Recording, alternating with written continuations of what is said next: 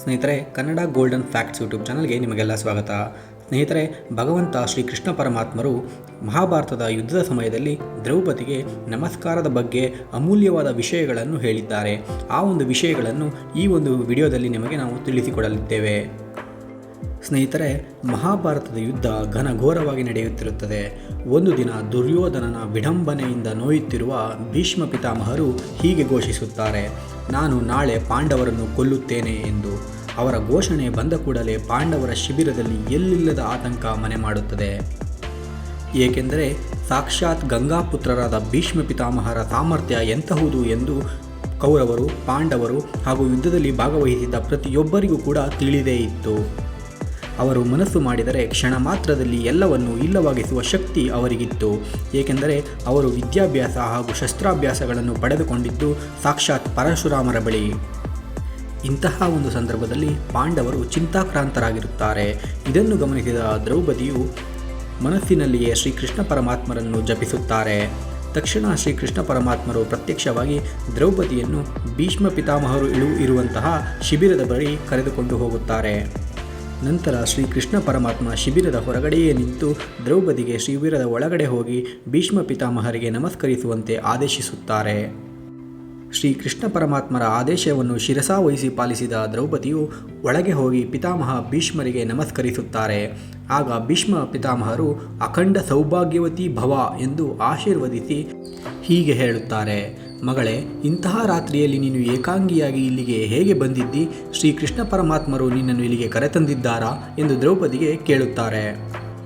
ಇದಕ್ಕೆ ಉತ್ತರಿಸಿದ ದ್ರೌಪದಿಯು, ಹೌದು, ಶ್ರೀಕೃಷ್ಣ ಪರಮಾತ್ಮರು ಶಿಬಿರದ ಹೊರಗಡೆ ನಿಂತಿದ್ದಾರೆ ಎಂದು ಹೇಳುತ್ತಾರೆ.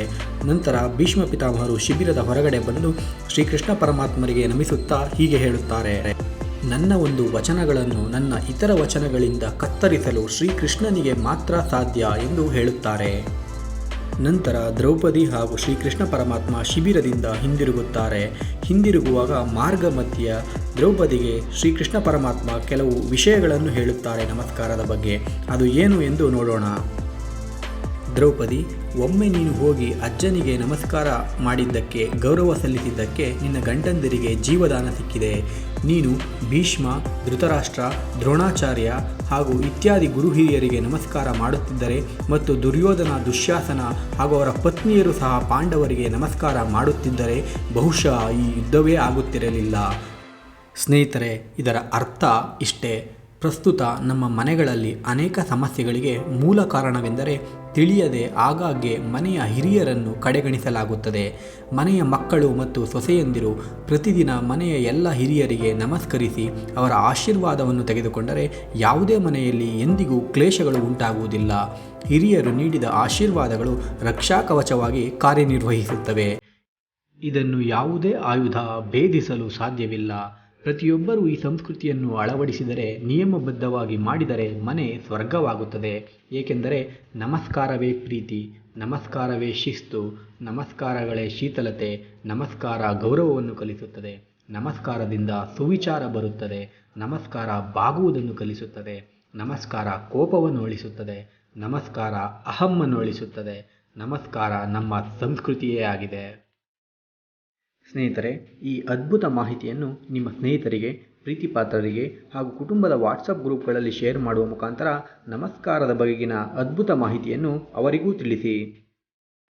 ಹಾಗೆ ಹೆಚ್ಚಿನ ಉಪಯುಕ್ತ ಮಾಹಿತಿಗಳಿಗೆ ನಮ್ಮ channel Kannada golden facts KGF ಚಾನಲ್ಗೆ ಸಬ್ಸ್ಕ್ರೈಬ್ ಆಗಿ ಹಾಗೂ ಪಕ್ಕದಲ್ಲೇ ಇರುವ ಬೆಲ್ ಐಕನ್ ಪ್ರೆಸ್ ಮಾಡುವ ಮೂಲಕ ನಮ್ಮ ಮುಂದಿನ ಎಲ್ಲ ವಿಡಿಯೋ ನೋಟಿಫಿಕೇಷನ್ಗಳನ್ನು ನೀವು ಪಡೆಯಬಹುದು.